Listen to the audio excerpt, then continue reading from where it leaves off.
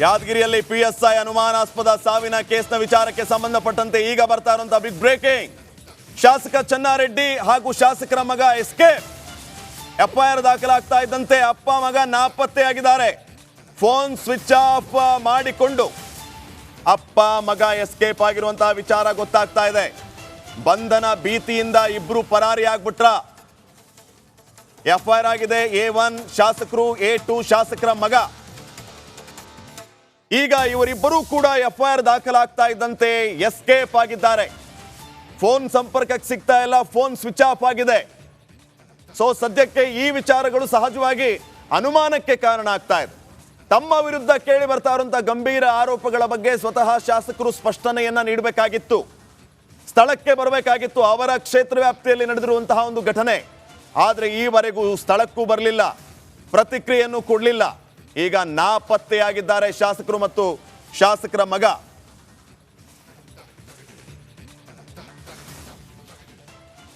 ಈ ಬಗ್ಗೆ ಇನ್ನಷ್ಟು ಮಾಹಿತಿಯನ್ನ ನೀಡ್ತಾರೆ ನಮ್ಮ ಯಾದಗಿರಿ ಪ್ರತಿನಿಧಿ ನಾಗರಾಜ್. ಈಗ ನೇರ ಸಂಪರ್ಕದಲ್ಲಿ ಜಾಯ್ನ್ ಆಗ್ತಾ ಇದ್ದಾರೆ. ನಾಗರಾಜ್, ಗಮನಿಸ್ತಾ ಇದ್ದೀವಿ ಏನೆಲ್ಲ ಆರೋಪಗಳು ಕೇಳಿ ಬರ್ತಾ ಇದೆ, ಈ ಸಾವಿನ ಹಿಂದೆ ಇರುವಂತಹ ಅನುಮಾನಗಳೇನು, ವರ್ಗಾವಣೆ ದಂಧೆ ಅನ್ನುವಂತಹ ಭೂತ ಈ ರೀತಿಯ ಸಾವಿಗೆ ಕಾರಣವಾಯ್ತಾ ಅನ್ನುವಂಥ ಪ್ರಶ್ನೆ ಸ್ವತಃ ಈಗ ಮೃತ PSI ಪತ್ನಿಯೇ ಇಷ್ಟೆಲ್ಲ ಗಂಭೀರ ಆರೋಪಗಳನ್ನು ಮಾಡ್ತಾ ಇದ್ದಾರೆ.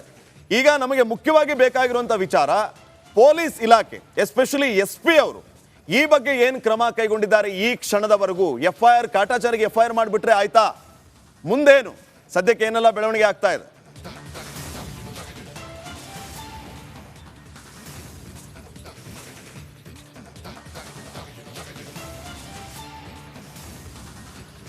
ಶ್ರೀಪಾದ್, ಯಾದಗಿರಿಯಲ್ಲಿರುವಂತಹ ಏನು PSI ಪರಶುರಾಮ್ ಸಾವು ಪ್ರಕರಣಕ್ಕೆ ಸಂಬಂಧಪಟ್ಟಂತೆ ಈಗಾಗಲೇ ಯಾದಗಿರಿ ನಗರ ಠಾಣೆಯಲ್ಲಿ A1 ಆರೋಪಿ ಚೆನ್ನಾರೆಡ್ಡಿ ಪಾಟೀಲ್ ತುಣ್ಣೂರು ಹಾಗೂ ಆತನ ಪುತ್ರ ಪಂಪನಗೌಡ ವಿರುದ್ಧ A2 ಆರೋಪಿ ಅಂತೇಳಿ ಪ್ರಕರಣ ದಾಖಲಾಗಿರುವಂಥದ್ದು.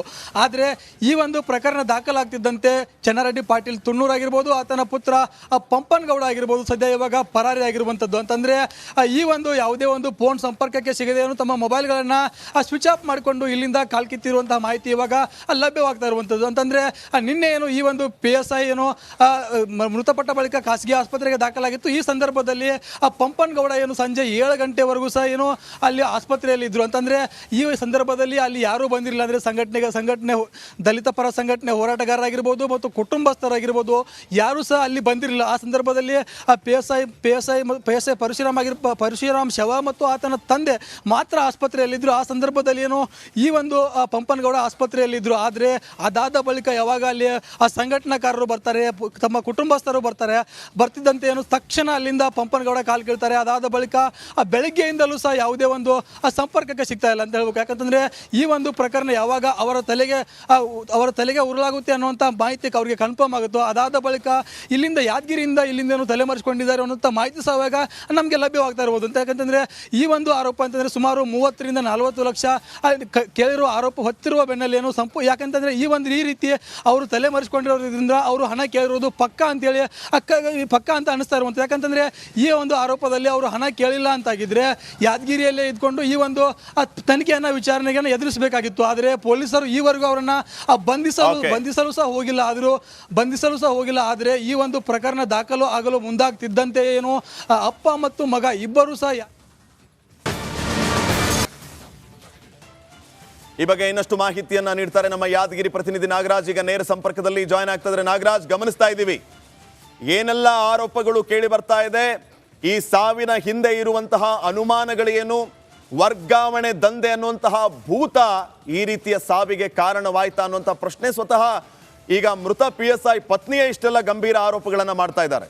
ಈಗ ನಮಗೆ ಮುಖ್ಯವಾಗಿ ಬೇಕಾಗಿರುವಂಥ ವಿಚಾರ, ಪೊಲೀಸ್ ಇಲಾಖೆ ಎಸ್ಪೆಷಲಿ SP ಅವರು ಈ ಬಗ್ಗೆ ಏನು ಕ್ರಮ ಕೈಗೊಂಡಿದ್ದಾರೆ ಈ ಕ್ಷಣದವರೆಗೂ? FIR ಕಾಟಾಚಾರಿಗೆ FIR ಮಾಡಿಬಿಟ್ರೆ ಆಯ್ತಾ? ಮುಂದೇನು? ಸದ್ಯಕ್ಕೆ ಏನೆಲ್ಲ ಬೆಳವಣಿಗೆ ಆಗ್ತಾ ಇದೆ?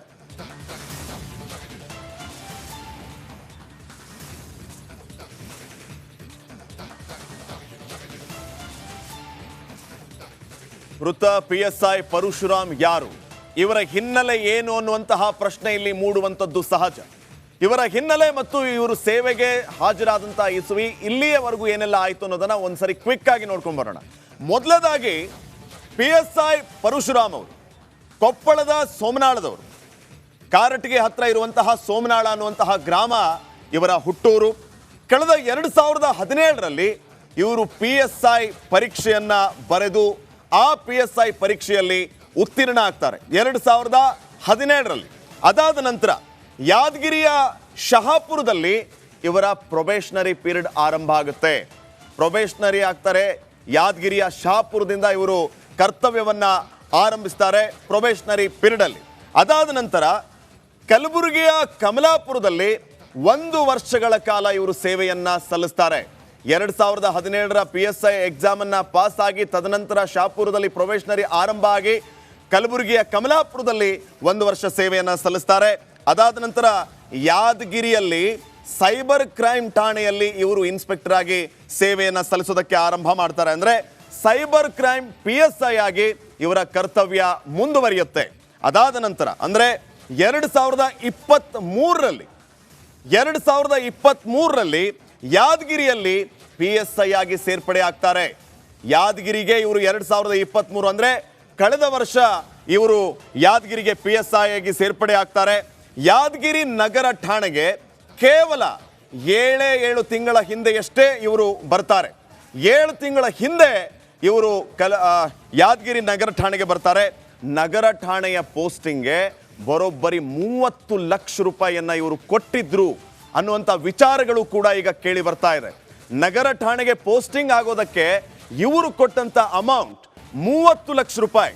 30 ಲಕ್ಷ ರೂಪಾಯಿಯನ್ನ ಕೊಟ್ಟು ಇವರು ಅಲ್ಲಿಗೆ ಪೋಸ್ಟಿಂಗ್ ಮಾಡಿಸ್ಕೊಂಡಿರ್ತಾರೆ ಅನ್ನುವಂತಹ ವಿಚಾರ ಸ್ವತಃ ಅವರ ಧರ್ಮಪತ್ನಿಯು ಕೂಡ ಈಗಾಗಲೇ ಹೇಳಿರುವಂಥದ್ದು ಒಂದು ಕಡೆ. ಆದರೆ ಮತ್ತೆ ಇದೇ ಠಾಣೆಯಲ್ಲಿ ಮುಂದುವರಿಯುವಂತಹದ್ದು ಅವರ ಬಯಕೆ ಆಗಿರುತ್ತೆ. ಅಂದ್ರೆ ಇದೇ ಠಾಣೆಯಲ್ಲಿ ಕೆಲಸ ಮುಂದುವರಿಸಬೇಕು ಅಂತ. ಯಾಕಂದ್ರೆ ಇವರಿಗೆ ಮತ್ತೆ ಟ್ರಾನ್ಸ್ಫರ್ ಆಗುತ್ತೆ, ಆದರೆ ಆ ಟ್ರಾನ್ಸ್ಫರ್ ಅವರಿಗೆ ಬೇಕಾಗಿರೋದಿಲ್ಲ. ಇದೇ ನಗರ ಠಾಣೆಯಲ್ಲಿ ಇವರು ಕರ್ತವ್ಯವನ್ನ ಮುಂದುವರಿಸ್ಕೋಬೇಕು ಅನ್ನುವಂಥದ್ದು ಇರುತ್ತೆ. ಆದರೆ ಅಗೇನ್ ಇಲ್ಲಿ ಆ ದಂಧೆಯ ಛಾಯೆ ಆವರಿಸುತ್ತೆ. ನಗರ ಠಾಣೆಯಲ್ಲಿ ಇವರು ಮುಂದುವರಿಬೇಕು ಅಂತಂದ್ರೆ ಮತ್ತೆ 30 ಲಕ್ಷ ರೂಪಾಯಿಯನ್ನ ಕೊಡಬೇಕು, ಅಂದ್ರೆ ಮಾತ್ರ ನೀವಿಲ್ಲಿ ಕಂಟಿನ್ಯೂ ಮಾಡಬಹುದು ಅಂತ ಹೇಳಿ ಶಾಸಕ ಚೆನ್ನಾರೆಡ್ಡಿ ಅವರು ಮತ್ತೆ 30 ಲಕ್ಷ ರೂಪಾಯಿ ಬೇಡಿಕೆ ಇಟ್ಟರು ಅನ್ನುವಂಥ ಆರೋಪ ಕೇಳಿ ಬರ್ತಾ ಇದೆ. ಮತ್ತೆ 30 ಲಕ್ಷ ರೂಪಾಯಿ ಕೊಟ್ಟರೆ ಮಾತ್ರ ನೀವಿಲ್ಲಿ ಮುಂದುವರಿಬಹುದು, ಇಲ್ಲ ಅಂತಂದ್ರೆ ನೀವು ವರ್ಗಾವಣೆ ಆಗಿ ಬೇರೆ ಕಡೆ ಹೋಗಿ ಅಂತ ಮಾತಾಡಿದ್ರು ಅನ್ನೋಂಥ ಆರೋಪ ಕೇಳಿ ಬರ್ತಾ ಇದೆ. ನಿಯಮ ಬಾಹಿರವಾಗಿ ವರ್ಗಾವಣೆ ಮಾಡಿದ ಆರೋಪವೂ ಕೂಡ ಕೇಳಿ ಬರ್ತಾ ಇದೆ. ರೂಲ್ಸ್ ಪ್ರಕಾರ ಇವರನ್ನ ವರ್ಗಾವಣೆ ಮಾಡಲಿಲ್ಲ, ಬೇಕು ಅಂತಾನೆ ಇವರನ್ನ ನಿಯಮ ಬಾಹಿರವಾಗಿ ವರ್ಗಾವಣೆ ಮಾಡಿದ್ರು ಅನ್ನುವಂಥ ವಿಚಾರವೂ ಕೂಡ ಇಲ್ಲಿ ಕೇಳಿ ಬರ್ತಾ ಇದೆ. ಇದರ ಜೊತೆಗೆ ವರ್ಗಾವಣೆ ದಂಧೆಗೆ ಬೇಸತ್ತು, ಈ ರೀತಿಯ ದಂಧೆಗೆ ಬೇಸತ್ತು PSI ಪರಶುರಾಮ್ ಸಾವನ್ನಪ್ಪಿರುವಂತಹ ಶಂಕೆ ವ್ಯಕ್ತವಾಗ್ತಾ ಇದೆ. ಪತಿಯನ್ನ ಕಳೆದುಕೊಂಡು ಪತ್ನಿ ಗರ್ಭಿಣಿ ಶ್ವೇತಾ ಅವರು ಈಗಾಗಲೇ ಶಾಸಕರ ವಿರುದ್ಧ ಗಂಭೀರವಾದಂತಹ ಆರೋಪವನ್ನ ಮಾಡ್ತಾ ಇದ್ದಾರೆ.